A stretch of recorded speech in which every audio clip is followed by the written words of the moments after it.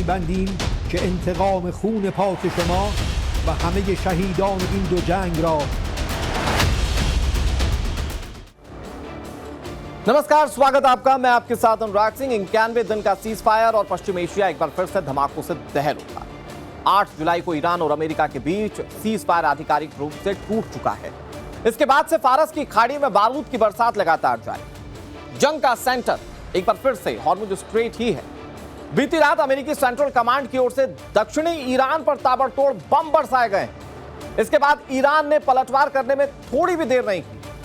आपको 5 तस्वीरों के जरिए इस वक्त मिडिल ईस्ट में क्या चल रहा है उस पर अपडेट देते हैं। ईरान के कई ठिकानों पर अमेरिका ने ताबड़तोड़ बम बरसाए, जिसके बाद ईरान की ओर से गल्फ देशों में बने अमेरिकी बेसिस को निशाना बनाया गया। दोनों ही तरफ से मिसाइलें और ड्रोन्स आसमान में मंडराते हुए नजर आ रहे हैं। ईरान ने एक बार फिर से दुनिया के लिए कच्चे तेल के अहम रास्ते हॉर्मुज स्ट्रेट को बंद करने का ऐलान कर दिया। तीसरी बार भड़की फारस की जंग का की पॉइंट हॉर्मुज स्ट्रेट है और हॉर्मुज स्ट्रेट के जरिए अमेरिकी नब्ज को ईरान अपने हाथ में रखना चाहता है। लेकिन अमेरिका ने ओमान के जरिए ईरान का तोड़ निकालने की कोशिश की। इधर जंग के बीच ईरान ने ओमान डिप्लोमेसी पर काम करना शुरू कर दिया। दूसरी तरफ अमेरिका की ओर से धमकी दी गई कि जो गलत फैसला लिया गया है उसकी कीमत ईरान को चुकानी होगी। ईरान का जवाब भी आ चुका है। सबके पहले ईरान सुप्रीम लीडर ने कसम ली है, शहीदों के खून का बदला लिया जाएगा। तो वॉर के इस तीसरे राउंड का पूरा सीन क्या है, अपडेट के साथ आपको बताएंगे। तस्वीरों के जरिए हमने आपको बताया कि अभी क्या चल रहा है। लेकिन पश्चिम एशिया की जंग से जुड़ी इस वक्त की बड़ी खबर क्या है, मैं आपको वो बताता हूं। अमेरिका ईरान के बीच जंग का तीसरा राउंड शुरू हो चुका है। दक्षिणी ईरान पर अमेरिका के ताबड़तोड़ हमले जारी। एयर स्ट्राइक का लेटेस्ट राउंड पूरा हो चुका है, यह यूएस मिलिट्री की ओर से कहा गया। करीब 140 टारगेट को हिट किया गया। यूएस मिलिट्री ने इस बात का दावा किया। अमेरिकी आर्मी की ओर से ईरान पर देर रात ताबड़तोड़ बमबारी की गई। 5 से ज्यादा ईरानी शहरों पर बम बरसाए गए। इन हमलों से जुड़ा एक वीडियो जारी किया गया। यूएस सेंट्रल कमांड सेंटकॉम की ओर से यह वीडियो जारी किया गया था, जिसमें बताया गया कौन कौन से शहर निशाने पर थे।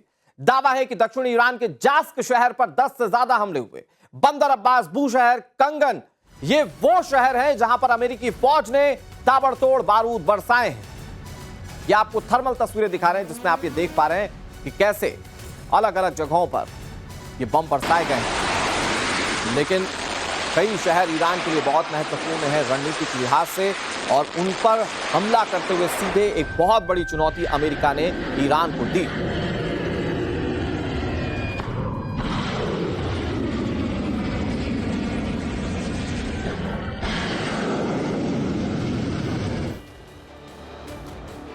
अब आपको ग्राफिक्स के जरिए बताते हैं कि दक्षिणी ईरान के किन शहरों पर अमेरिका ने हमला किया। ये दरअसल ग्राफिक्स नहीं है, मैं आपको मैप के जरिए दिखाता हूं कि कहां कहां हमला किया गया। ये ईरान के शहर ठीक ऐसे ही जल रहे हैं, सांकेतिक तरीके से आप देखिए। उसमें बूशहर, जहां पर पावर प्लांट है, जहां पर न्यूक्लियर पावर प्लांट है, वो बूशहर जो है वो निशाने पर था। बंदर मह शहर ये निशाने पर था। कंगन शहर, बंदर अब्बास, ये सिटी ऑफ पोर्ट कहा जाता है। यहाँ पर कई सारी चीजें जो हैं वो जहाजों के जरिए यहाँ पर इंपोर्ट एक्सपोर्ट होती है। ये बंदर अब्बास निशाने पर था।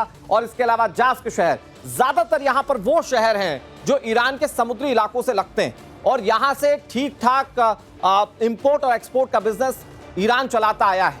और उनको सीधे तौर पर निशाने पर रखते हुए ईरान को सीधे तौर पर अमेरिका ने चैलेंज किया और कोशिश की कि ज्यादा से ज्यादा नुकसान हो। अब समझिए कि इन शहरों की किन जगहों पर कितने धमाके की खबर। जास्क शहर, जो जास्क शहर देख रहे हैं, यहां पर 10 से ज्यादा हमले हुए। इसके अलावा दूसरे शहर की बात आपको बताते हैं, वहां पर कितने हमले हुए। प्लीज अगर आप स्लाइड चेंज करें। बूशहर, यहां पर 3 धमाके हुए। बूशहर पर 3 अलग अलग जगहों पर धमाके हुए। बंदर देर, ये वो इलाका है जहां पर 5 धमाके हुए। असलू ये है, यहां पर 4 धमाके हुए थे। और इसके अलावा कौन से शहर है, आपको मैं बताता हूं कि और कौन से शहर हैं जहां पर ये धमाके हुए हैं। फिलहाल ये तस्वीरें आप जरा देखिए कि कितने धमाके हुए हैं, और इन तस्वीरों को सेंटकॉम की ओर से जारी किया गया है।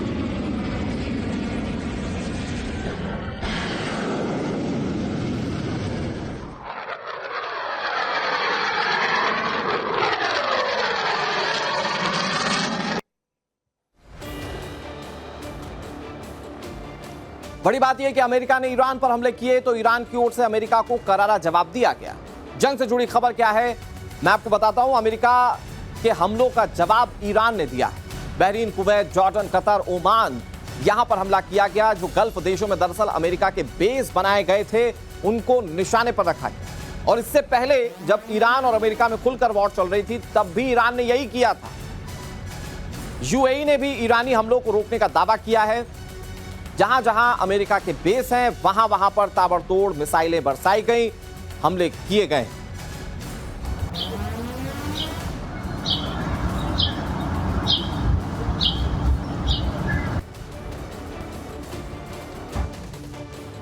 और खबर यह है कि ईरानी हमलों के बाद बहरीन में धुआं दिखाई दिया। बहरीन में अमेरिकी बेस से धुआं उठता हुआ दिखाई दिया।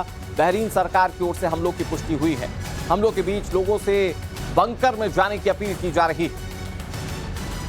ये आपको तो बहरीन की तस्वीरें दिखा रहे हैं, क्योंकि गल्फ कंट्रीज में अमेरिका ने कई सारे बेसिस अलग अलग देशों में बनाए हैं। उससे अमेरिका की कोशिश ये रहती है कि गल्फ कंट्री के सारे देशों में एक तो उसकी मौजूदगी हो और जरूरत पड़ने पर अमेरिका इन बेसिस का इस्तेमाल दूसरे देशों के खिलाफ या अपने दुश्मन देशों के खिलाफ कर पाए।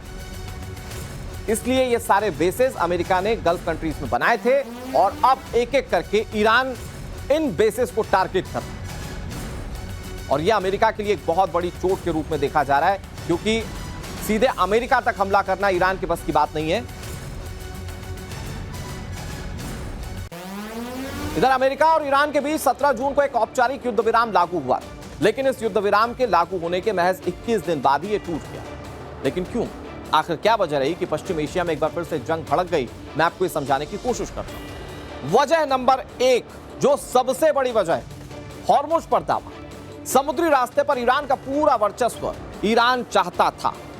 ईरान का दावा है कि विदेशी जहाज अनाधिकृत रास्तों से गुजरते रहे। मतलब ईरान कह रहा था आप इस रास्ते से जाइए, दूसरे जहाज जो हैं वो दूसरे रास्तों से जा रहे थे और इसी बात से ईरान चढ़ गया। ईरान का कहना है कि गुप्त रास्तों का इस्तेमाल विदेशी जहाज कर रहे थे, उन्हें रोकने का अधिकार हमारा है। और इन्हीं दावों के चलते अगले आदेश तक हॉर्मुज़ स्ट्रेट को ईरान ने बंद कर दिया। खबर तो यह भी आई थी कि ईरान ने कई जहाजों को टारगेट भी किया था और इसी पर अमेरिका बौखला गया।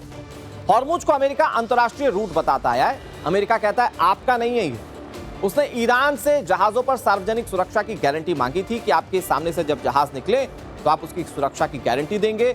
ईरान कह रहा है हमारा इलाका है हॉर्मुज़ स्ट्रेट और हम अपने तरीके से जहाज गुजरने देंगे, और इसी पर यह पूरा विवाद बढ़ता हुआ नजर आ रहा है। विवाद बढ़ने की दूसरी वजह, जहाजों पर हमला।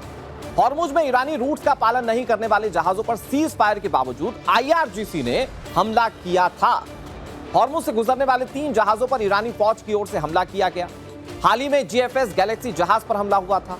जवाब में US सेंट्रल कमांड ने ईरान पर हमले किए। फिर वजह नंबर 3 क्या है? समझौते की शर्तों पर असहमति। मतलब बहुत सारी ऐसी शर्तें थी जो ईरान ने मानने से मना कर दिया था अमेरिका की, तो उस पर असहमति लगातार बनी हुई थी और टकराव दोनों के बीच था, यानी कि ईरान और अमेरिका के बीच था। अमेरिका और ईरान के बीच जून में हुआ समझौता अंतरिम युद्ध विराम था। स्विट्जरलैंड में बातचीत के दौरान कई मुद्दों पर टकराव देखने को मिला था। हॉर्मुज़ के अलावा परमाणु कार्यक्रम और आर्थिक प्रतिबंध पर भी दोनों के बीच गतिरोध जारी रहा।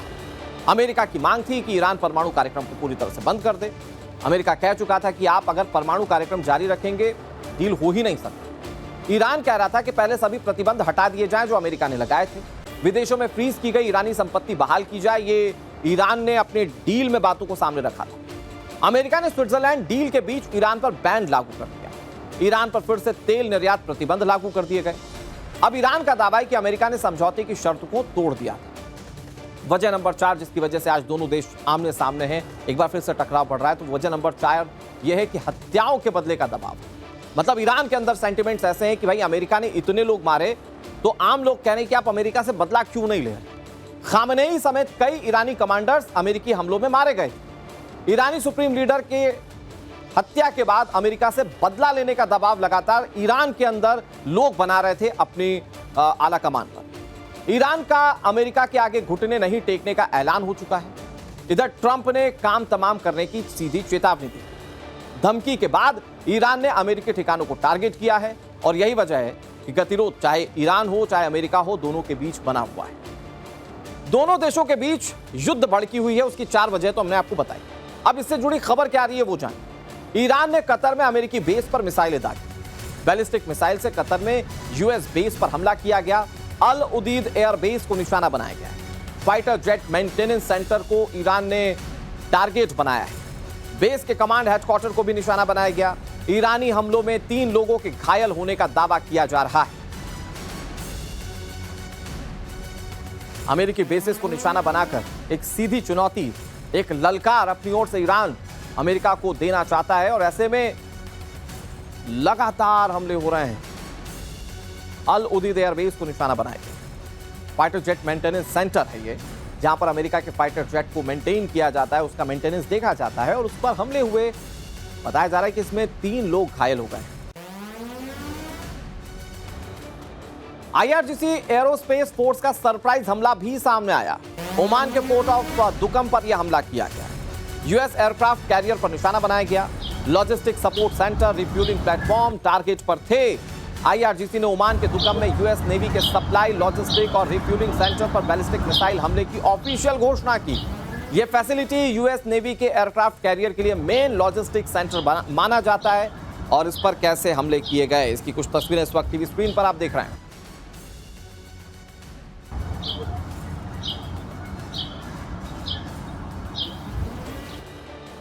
इधर ओमान में अमेरिकी बेस पर हमले के बीच बड़ी खबर यह है कि ईरान के विदेश मंत्री अब्बास अरागची ओमान पहुंच गए। बाइलेटरल रिलेशन को लेकर दोनों के बीच बातचीत है। रीजनल डेवलपमेंट को लेकर बातचीत का दावा किया जा रहा है। दर्शकों, बड़ा माइंड गेम जो खेला जा रहा है ईरान की तरफ से, वो समझिए। ओमान पर हमले हो रहे हैं। ओमान के संबंधित रूट्स का विरोध किया जा रहा है। जो हॉर्मुज स्ट्रेट पर ओमान का वर्चस्व वाला इलाका है, ईरान कह रहा है हम वहां से जहाज नहीं गुजरने देंगे। लेकिन हमले करने के बावजूद, अमेरिका के ऊपर हमले करने के बावजूद ईरान ये बताने की कोशिश कर रहा है कि ओमान आपसे कोई बैर नहीं है, हमारा बैर अमेरिका से। और देखिए अब्बास अरागची वो डिप्लोमेसी कैसे निभा रहे हैं।